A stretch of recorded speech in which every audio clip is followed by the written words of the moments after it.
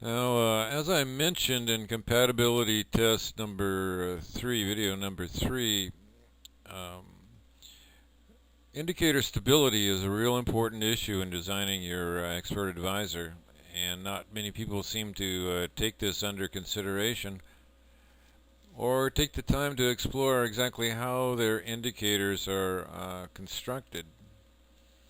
Now, there are several modes of the moving average that can be used, and everybody's pretty well aware of that.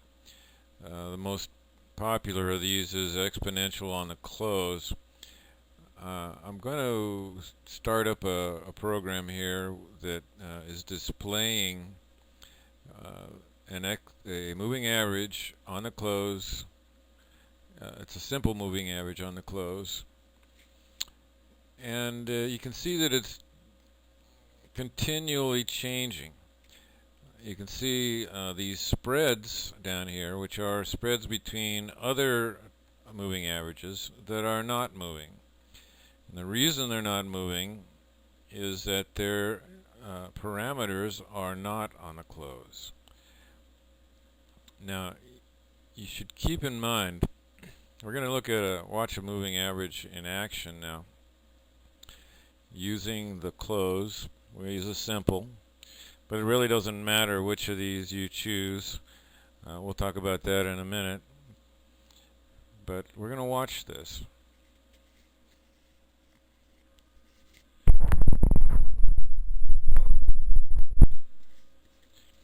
Now you see how that line is just jumping all over the place there? That is not what you call stable. The reason that it's jumping around like that is it's using close 0 in the bar that's open to calculate the moving average.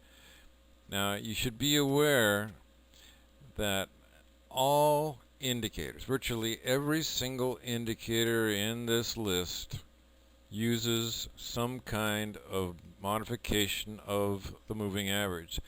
Sometimes you have a choice as to what base it uses, and most times you don't.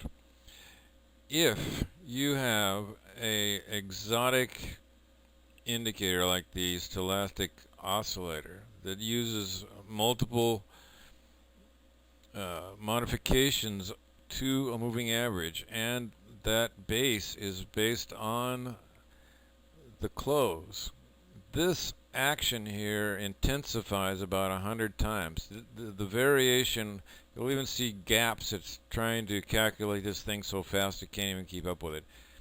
What all this does to you is create false starts. It's jumping all over the place, and you don't know where it's going to trigger. It might be compatible with a broker back end. It might not. It might happen one time and then not happen another time, because all of this is moving so freaking fast. Now we're going to just take a look at a couple of changes on this. It doesn't matter. The popular one most programmers I hear of using is exponential close. Does that change anything? No. What they're looking at is this, whether it's smoothing this curve. They're not looking at what's happening here, where all the order triggers are being done on the moving average. They're looking at how smooth it is back here. This has nothing to do with anything. Your expert does not trigger back here. Now let's move this out of the way so we don't just stop and start it up again.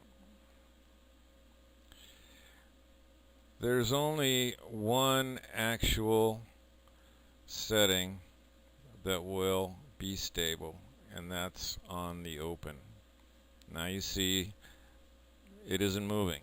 The reason is that the calculation is on the open, and there's only one open per bar. So that's a fixed situation. If we want to have a cross, we're going to do the same thing. Well, let's put a 2 to 10 cross going on here.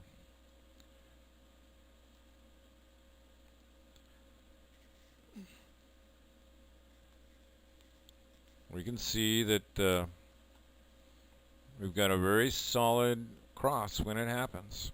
If we run it on a close, it's going to be jumping back and forth and back and forth and back and forth.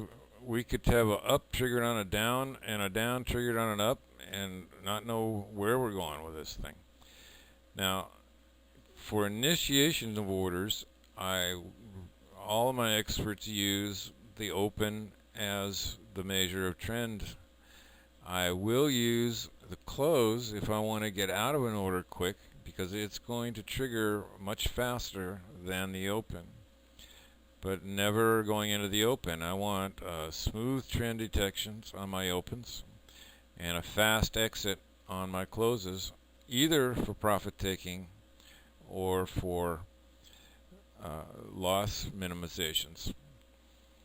So this is it. Basically, just be aware that there are the open and close and how this indicator is calculated.